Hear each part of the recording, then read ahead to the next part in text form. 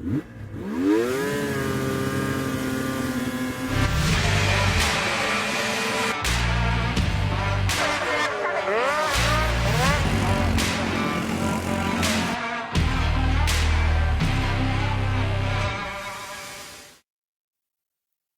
everybody, and welcome to the My Snocross Media Racer Roundup podcast. Dom Santina alongside, once again, Matt Kosc. Matt, welcome to the podcast. How you doing? Doing great this evening. How about yourself?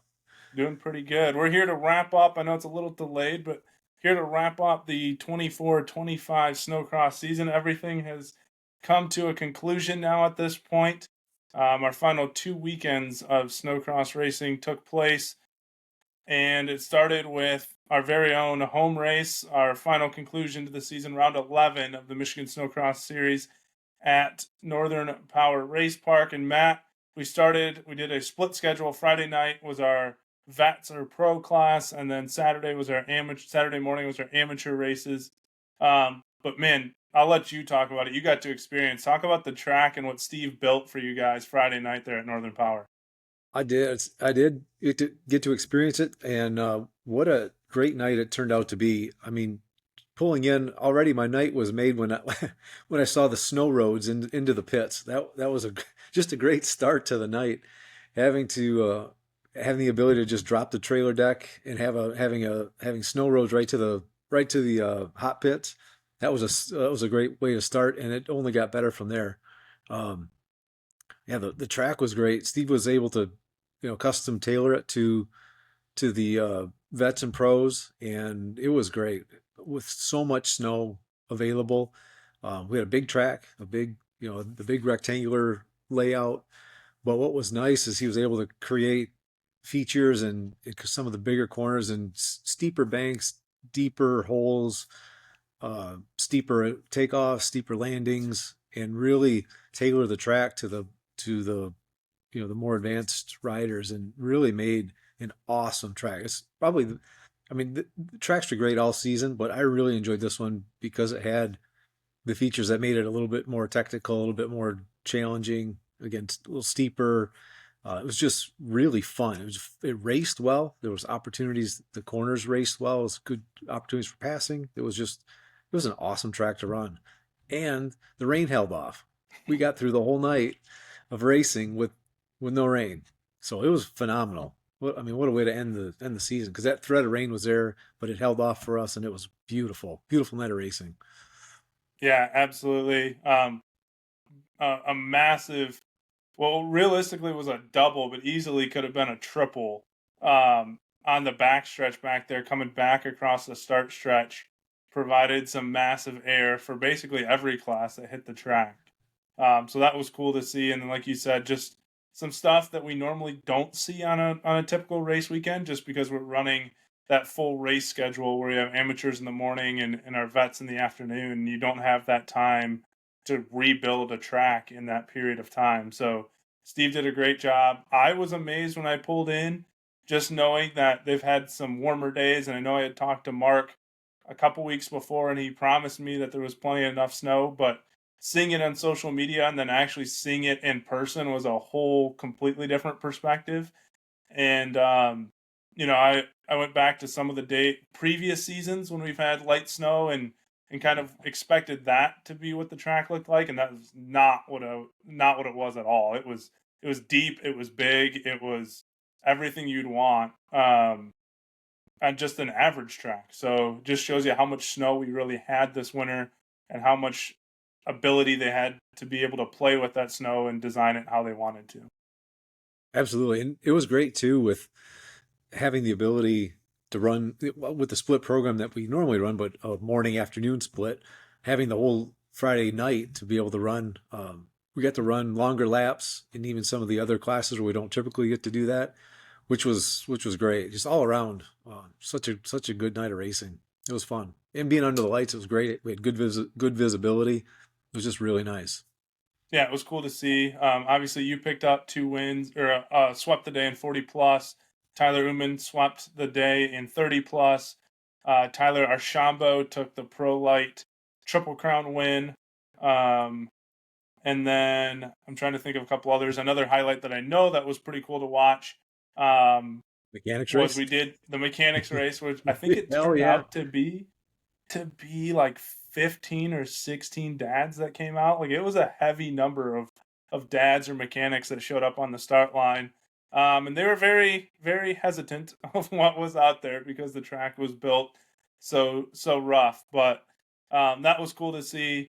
And maybe something that I've heard in the planning stages could be incorporated more next year. We'll see. We don't know at this point in time, but Sure. definitely was a cool kind of one-off race. Everybody got through safely, which was the biggest factor. It Um, was yeah, that was a win right there. yeah, but it was cool to see those guys get out and hit the track. So those were kind of the big highlights from Friday night. Saturday morning, track was toned down a little bit. Most of the rhythm sections were pretty similar, just not nearly as deep of holes or as steep of faces on some jumps to allow some of the amateur kids to get some more exposure, but also to allow the 120s and 200s to be able to make it over the jumps. What really stood out, a couple things stood out during the day. Um, we had Bryson McKelvey come all the way from Minnesota on a 200 to come race, 200 in transition. So it was cool to see him come over and make the trek over. Hopefully, we can get some more Wisconsin and Minnesota riders. I know there's a big lake in the way, but hopefully, Yeah. we can get them to kind of start making a trend of coming over more often and racing with our Michigan riders, especially when they see the track and what we had to offer, especially in April, basically Absolutely. for a facility. And so the other thing that was really cool to see is Brock Wilson made his return on a transition sled after breaking his leg in a 200 race during the Border Cup. One of the few casualties there. He made his return, which was cool to see, and kind of gave Jack Gelinas a run for his money a little bit. And then Jack Gelinas completed a 2-year straight sweep of the transition 8 to 10 class. And that's not just finals. He has won every single Everything. one of his heat races and every single one of his finals over the 2 years in that transition 8 to 10 class. And it's That's not like he impressive. hasn't. It hasn't like he's been not been challenged. Walker Thompson's given him a run for his money a few times, Yeah. but talk about consistency there for Jack Gelinas. Absolutely. That's a real testament to the program and all the work that goes behind the scenes. That doesn't happen by accident. No. There's a lot of work to make sure that he's ready to go and his equipment's ready to go and put the laps in lap after lap and keep all that equipment running at the at the top of the class or front of the class Mm-hmm. consistently, like you said. That's very difficult to do. Yep. And so then that obviously led into our banquet Saturday night where we crowned our champions. I don't have the full list of everybody in front of me of who won championships, but I know Chase Clark took our 120s. Um, Connor Breivik took a 200 championship. Tess Stone took a 200 championship. So did Tucker Atkinson. Transition class went to Jack Gelinas and Jackson Goike. Uh, transition girls went to Dylan Saborin. Junior championships went to Jackson Goike and Dylan Saborin again. Porter Jacklich won the junior 14 to 17 championship. Sport went to Brandon Martinson. 30 plus went to Steve Slavinsky. Pro women went to Riley Novacek. Pro light and pro went to Tyler Archambault. So even though I said I didn't have it in front of me, I think I just listed about nine. Hey, Well, well done. and 40 plus, right? We can't forget 40 plus went to our very own Matt Right. Kosh. So I think I just listed about 90% of the championships there. So if I forgot you, I'm sorry. But that's mostly all the championships that we had contested. I just listed off there. So congratulations to all those riders and everyone on the Michigan Snocross circuit for an awesome season. Good numbers throughout most of the fields, for that matter. Would like to see if there's one area of improvement where we could definitely use some more riders. We could definitely use some more pro women coming to race with Yeah, us. I for know sure. Riley has expressed that multiple times, so she doesn't have to keep running with the sport guys. But um, other than that, pretty healthy numbers across the board. I think it was the healthiest kind of pro light group we've ever had. since I've been here. I know some of the Yeah, younger and riders jumped up, consistently. Like but they put on a show every every day. Like every time they were out, there was a good solid group. 10 riders, 10 mhm, plus, depending on the day, and they put on a show. Like you'd want to come out. yeah, It's one you didn't want to miss. yeah. So, and then 30 plus, I think, Matt, your group was maybe the healthiest with, I think we had close to 15 to 20 at times. So, We did. um, Yeah, 30 plus was awesome this year. yeah, so good to see some of those numbers growing, and hopefully we can continue that. 200 class was also very healthy in numbers, which is good. We need a few more 120 riders to kind of help keep that influx of youth into our sport for sure. So if anyone's interested in joining, obviously we would love to have you. Um, One thing I do want to hit on though about the banquet is once again we kind of previewed it, but we'll get to hit on it now. Is Renee at Northern Power running the show up there allowed us to kind of partner with them once again to hand out what I thought turned out to be, and shout out to Skylar at Donks Designs because he put these together. But I think they were probably, Matt, 5 foot, 6 foot banners. Like these things were big. Like yeah, almost 4 to 5 feet, 4.5 feet maybe. They were Yeah, big banners. big banners for our My Snowcross media's kind of specialty awards. Rider of the Year for male went to Jackson Goike, totaling over 50 wins on the season. A really, really big year for him. A lot of improvement for him. Hmm. Um, Dylan Saborin picked up the Female Rider of the Year. Someone that was pretty consistent last year, but just took it maybe half notch above of where she was last year, locking up those 2 championships this year. She gets our Female Rider of the Year. Most improved, and this guy necessarily wasn't on the top of the box every week, but someone that me, you, and Ashley felt really kind of stepped up his game this year and was in contention and rode really well was Cameron Pickard. So that was Hmm. cool of Cameron to get that award, and I could tell he was very excited about that one. Absolutely. Um, Team of the year went to Goike Motorsports with Cole and Jackson. Um, they were, I think, kind of surprised by that one, but very cool to see them get their hard work to pay off. Ashley got her own special award for hers, and that was most photogenic. That went to Porter Jacklich. Um, and then I think we only had, I'm trying to think, I think there's only one left. Um, and that was you created this award, the Grit Award, kind of showing perseverance and toughness, I could say, is kind of the way to sum it up. But against your own doing or knowledge of it, I think you had a little bit Yeah. of an idea, but you didn't think we'd actually go with it.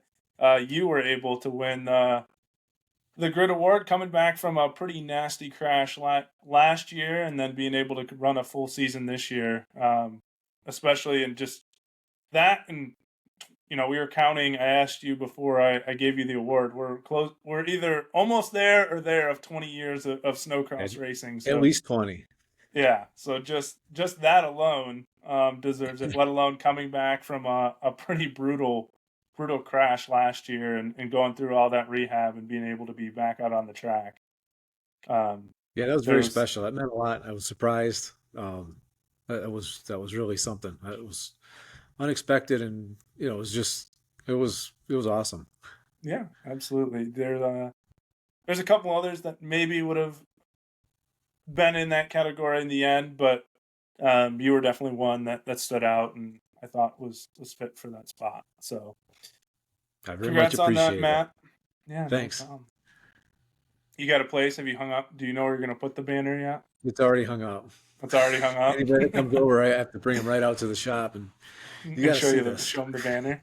That's awesome. So yeah, that wrapped up. You didn't get to see it. We put, well, it was actually at your request. We put Supercross on at the end of the night, which Yeah, turned into a fun night. We ended up having a little watch party in the banquet room for Supercross, and um, there's some good old harassment going on between some of the riders in there, picking riders. Shout out to Brad Lucas and Steve Gelinas. We had a good old time picking riders and making fun of each other during the final. So that was a good time for that one. it's great. Um, but yeah, it was a good night. Just spent with a lot of good people in the Michigan Snocross circuit, and Mhm. just a fun night that kind of wrapped up our season. It was nice. I think So everybody did a nice job. The awards and specialty awards, the venue was good. It was fun. Nice way to wrap it up. It's nice we were able to wrap it up as a part of the kind of the end of the season too. It was at least I thought I kind of prefer that. The racing's done. Kind of had that half a day or three-quarters of a day of racing. There's a little gap to the awards banquet, and it's done. It's wrapped up, and the season is complete. I like that. yeah, yeah, absolutely. I thought that worked out perfect. Like you said, the weather was pretty nice Friday night, which allowed, Mhm. I saw, I think a few, trying to look back now, it's been, 3 weeks now since that happened, but I think we had a decent spectator turnout, and especially when you get the pros out there, right? And they know Mhm. that, hey, these are the top of the line riders in Michigan coming out to race with us. It's going to draw a little bit more of a crowd. So it kind of set the tone for the weekend. And then you get to watch one more day really of racing. Mhm. It turned into a day and a half, but then yeah, everyone's there. They just have to come on over a couple hours later and have a good dinner and celebrate with everybody. It was really, really cool. So Yeah, it was nice. It was well that done. also at the banquet, it was also announced the riders would be that were allowed to go to the showdown in Duluth. Mhm. Um, so that was cool to see a bunch of our riders head up there, and they put on a show up there in Duluth. They turned up. They turned, and they did very well. They represented the great state of Michigan.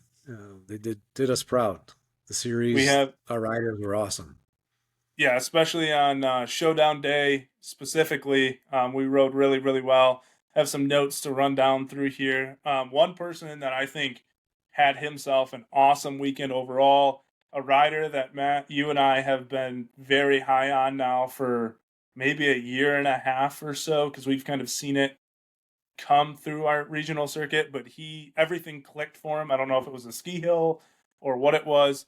But a guy that just had a phenomenal weekend in my mind was Porter Jacklich. I mean, he claimed two Mhm. showdown championships. He took one sport light championship or showdown championship. He finished second in sport Yeah. light, and then he won the junior 14-17 showdown. And then he also had a pretty solid run just in regular racing on the weekend too. Sure, it's a regular Um, national classic for sure. yeah. So I think, He's one to just watch, definitely.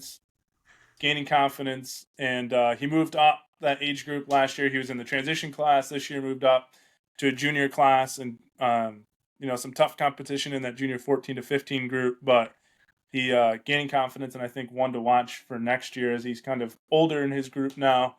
Hmm. But also a kid that's got just a great head on his shoulders, very respectful, and then um, also is pretty talented. Like he knows how to Oh, he's he very can ride a talented. snowmobile pretty good. Absolutely.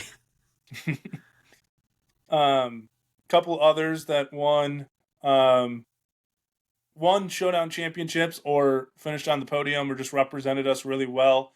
Shout out Shade Meyer picking up the Pro Light Showdown Championship. Jack Gelinas won the transition 8-10. Let's see. Riley Novacek finished third in the Pro Women's Showdown. Tess Stone finished third in the 200 girls 6-8. Let's see if I missed anybody else. Those were all podium finishes. Steve Slavinsky took fourth in the Pro 30 He had a heat showdown. win too, I think, right? I think I Uh, saw he had a heat race win. yeah, I think so. Tess also had a heat win. Um, Jackson Goike took fourth with a heat win as well. Um, and then Cole Goike had a fifth place finish in the sport showdown. So in total, we had three wins, six podiums, 10 top fives. So that's including all those results, which I'd say for a one day race, that's pretty good. We'll take that. It made quite a So haul. The Michigan yeah, crew made quite a haul, I think. And it's awesome. yeah, A testament to the all the hard work they put in at the race park up in Mansalona at Northern Power for sure. And the and I work they did think on the national tour, the guys that were doing double duty, guys and girls that were doing double duty. yeah, absolutely. I think from my perspective, obviously as being a cross country and track coach, when we train athletes, we train them to peak, is what we call it, right? We want them to peak at the end of the season when we're in championship season to run the fastest they can run, the best times they can run, whatever. And I would almost say between Eagle River and we kind of got glimpses of it at Eagle River with some good results. But I'd kind of say our group peaked in Duluth. Just looking at how well we ran across the board in a lot of different events, or different age groups. We put on a show, and I would say, I think on our last podcast I said Eagle River was our best weekend.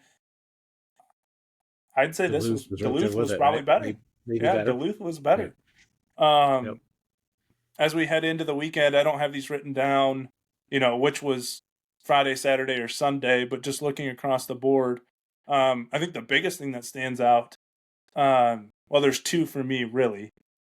They're both in the pro classes. One, we can talk about how Michigan swept the Pro-Am Plus 30, with Tyler Ullman finally breaking through, Got it. He and, finally got and it. I'm picking so up his excited to win. see that. That was awesome.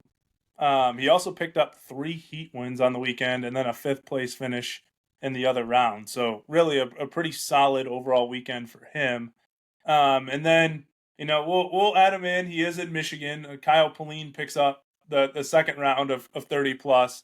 And I did have a little interaction with him, with our social media page. So he's definitely listening, or at least knows of us now. So Nice. he picks it up. So Michigan guys go 1-1 on the weekend in plus 30. So that was cool to see. And then our Shambo put on 2 great rides from the back row.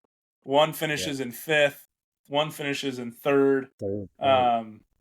And honestly, he goes 5.53 on the weekend in 3 rounds of racing, which for him probably felt really, really good because he finally got the consistency that he's been looking for. And for the most part, the sled held up, which is Mm-hmm. what he wanted to see. So, Yeah, no belt issues this past weekend, right? Or the right. for the Yeah. finales. I don't In think. Duluth. I think it So seems like they I got that don't issue figured out. solved. Yeah. So, um, good for him. I'm really happy to see him. I think, as we go into next year, definitely a contender in that pro light class, um, Absolutely. for a championship, not just wins, for a championship, as long as he can stay healthy. Mm-hmm. Inanna goes 4-2 on the weekend, so another podium finish for her. In the sport class, Shane Meyer picks up a couple heat wins and a 5th. So a good running for another Meyer. They've been fast, the last couple weeks for sure, and I know they spent some time in Canada racing up there, but when they've been on the national scene, they've been quick. Sure. Absolutely. Yeah. Let's We can't see. forget about Ryder and Yeah, his yep. what's We'll get to 1-2-1. Duluth, or sorry, Eagle River. Eva Gifford gets her first career medal. She goes to Duluth, one ups that. She takes a 4th out of 5th. And then, yeah, we got a couple riders that took some bigger hardware away. Before we get there, Jackson Goike did take a 4th in transition 9-13. And then Lincoln Meyer took a 3rd in the junior 14-15. But an even bigger celebration to cap off just their hard work this season.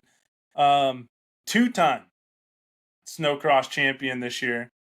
Ryder Hayes picking up the junior 10-13 and transition 9-13 season championships.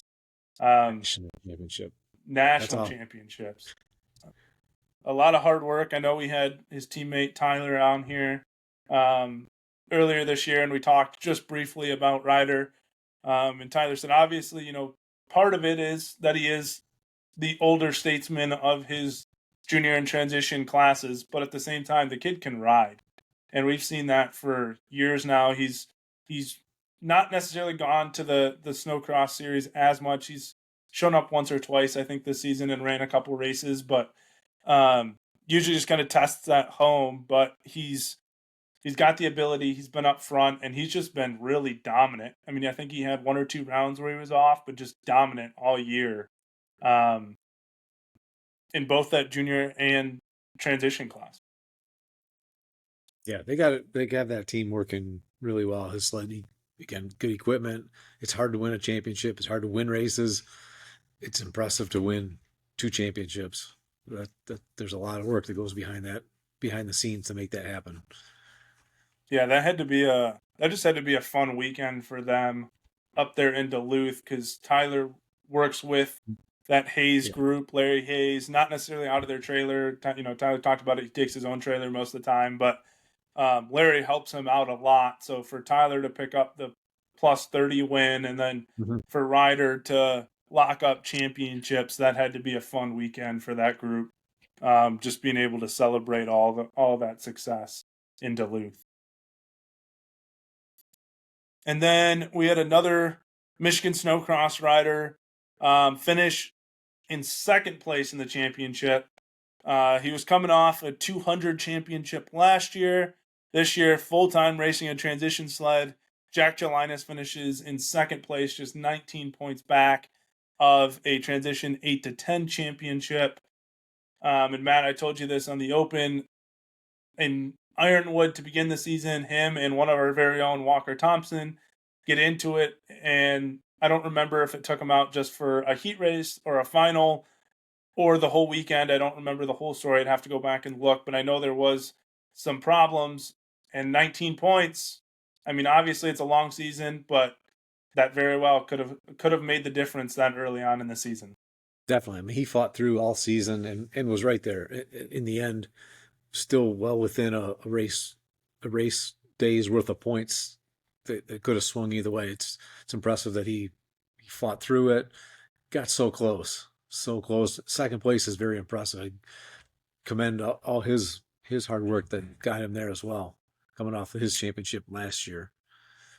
Yeah, and I know last year I think he ran the transition sled a little bit. I know he ran it at our place all year, but it was really I think his first year fully running a transition sled. This year was a full like first year fully committed to the transition sled. Right, he was kind of doing both last Yeah. year, running Yep. both, and then this year it was full go. So a very impressive outing. And I think early on you saw a little bit of an adjustment period for him, but now the confidence is there.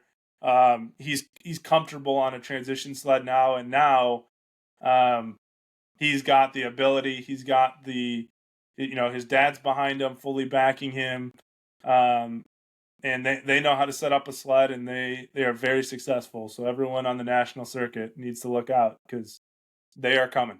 That's for sure. Well, I mean, they're there. They made their statement. They're certainly coming for a championship next year. Yeah, yeah, absolutely.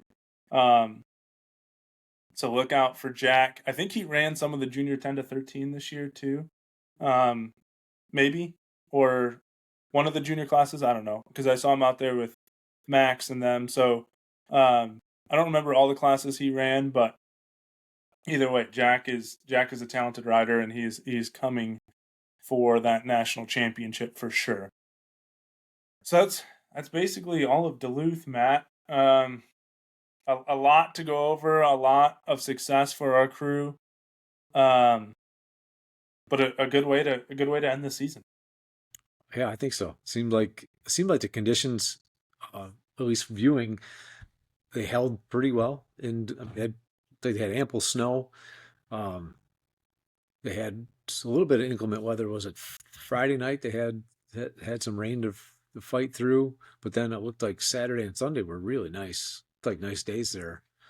Um, yeah, it looked cool on TV, the or on the internet. The on Friday night, the downhill, that first downhill, man, it had a huge hole in the bottom. I just watched guys hit that thing throughout the night and just cringed. It looks like they looks like they shaped it or reshaped it on Saturday. I'd love to hear somebody else that actually tried to ride through that, but boy, it looked rough on Friday night. That if you didn't catch the downhill just right, the guys that were piling into the bottom of that thing it looked brutal. Just from my vantage point, as their bodies sucked into the bars, and it just looked rough. But Yeah, yeah. I Saturday and mean, Sunday looked good. I mean, obviously, ski hills present a whole different challenge downhill Oh anyway, yeah, right? Like, the downhill yeah. drop off is always adds a whole new element. So yeah, I mean, a good overall season. I think we saw, coming in, looking back in November when I kind of took a glimpse, I thought we had a chance at, really having a contender from our series in almost every division of competition.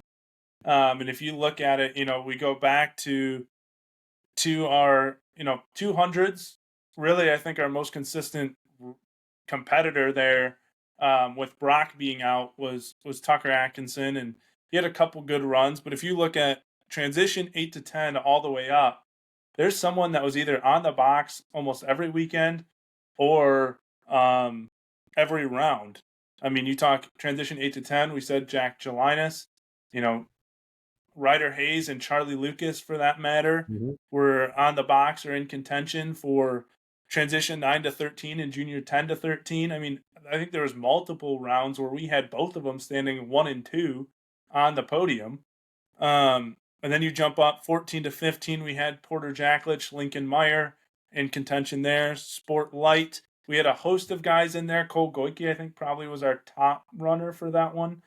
Um, and then Sport Class, we had Kenny and Shademeyer picking up, I think, a couple podiums. And then when you get to our pro classes, we had someone in contention every weekend. I mean, Hmm. you got Pro Am Women, Inana's there. Pro 30, Tyler was there. And Danny, when he was healthy. Danny DeLucky was Right. always in contention. Pro Light, Tyler. Emo Mickelson at times. So, some of our riders were always in contention. And then, Jake, you're kind of had an up and down season a little bit. Some high of highs, some low of lows. But Michigan, I think definitely, if people still may not necessarily look at us in a way, but I think we're starting to make some noise across the circuit that we have riders in contention at almost every level. I would agree. And again, it's just a testament to the foundation that was built in the junior riders coming up, here over the last 5 6 years, and we're really starting to see that pipeline start to start to expand and start to show the real depth of talent that we've grown in Michigan, and is now out on the national scene. So it's impressive, I think.